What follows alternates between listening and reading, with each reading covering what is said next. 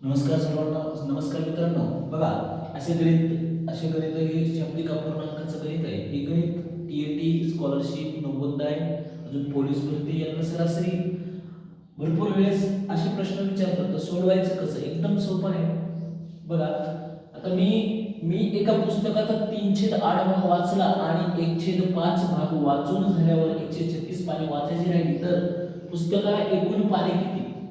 Option आहे ए 250, बी 160, C 184 आणि D 320. तर सोडवायचं कसं? बघा, सोडवायचं कसं ते बघतो आपण. सोडवायचं असं ते बघा. आता मला सांगा, मी एका पुस्तकाचा किती भाग वाचलाय? 3/8 भाग. 3/8 भाग किती? 3/8. 8 पैकी 3 भाग, बरोबर. अधिक आणि 1/भाग वाचून झाल्यावर 136 पाने वाचायची राहिली तर पुस्तकाला पाने किती? आता 136 राहिली ती बाजूला ठेवू. 136 राहिली ती वाचायची ती बाजूला ठेवू. आता ह्याचं काय करायचं? अगोदर ह्याचा छेद समान करायचा. छेद कसा समान करायचा? तर बघा, छेद कसा समान करायचा? बघा, 5 त्रिक 15 अधिक 8 1 8 आणि 8 पंचे 40. बघा, 8 पंचे 40. बघा, परत समजून मी तुम्हाला. 5 त्रिक 15 आणि 8 1 8 आणि 8 पंचे 40. बरोबर.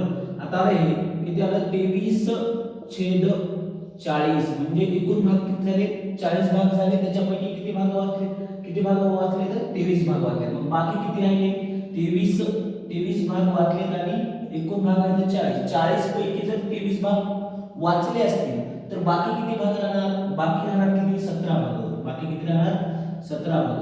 म्हणजे 40 पैकी किती राहिले? 17 भाग. 40 पैकी 17 भाग वाचायचे राहिले. मग मला सांगा, 17 ला जर 136 असतील, 17 ला जर 136 पाने असतील, 17 ला जर 136 पाने असतील तर 40 ला किती?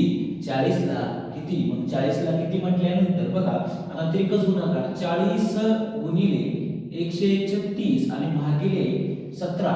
मग मला सांगा, 17च्या पाड्यात 136 येतात का नाही? येतात. 17 8 136 चे 17 8 136 चे मित्रांनो, 17 8 136 चे. मला सांगा, मग 8 चोक 32 आणि 0 ला 0 म्हणजे एकूण पाने किती? एकूण पाने पुस्तकाला 320 पाने. म्हणजे डी फॉर धिंगाणा. डी फॉर धिंगाणा. हो दे धिंगाणा. या गणिताचा अशा गणिताचा आपण धिंगाणा घालून टाकतो, धुमाकूळ वाचून टाकतो. कसलाही प्रश्न येऊ द्या, कसलाही धडाकाच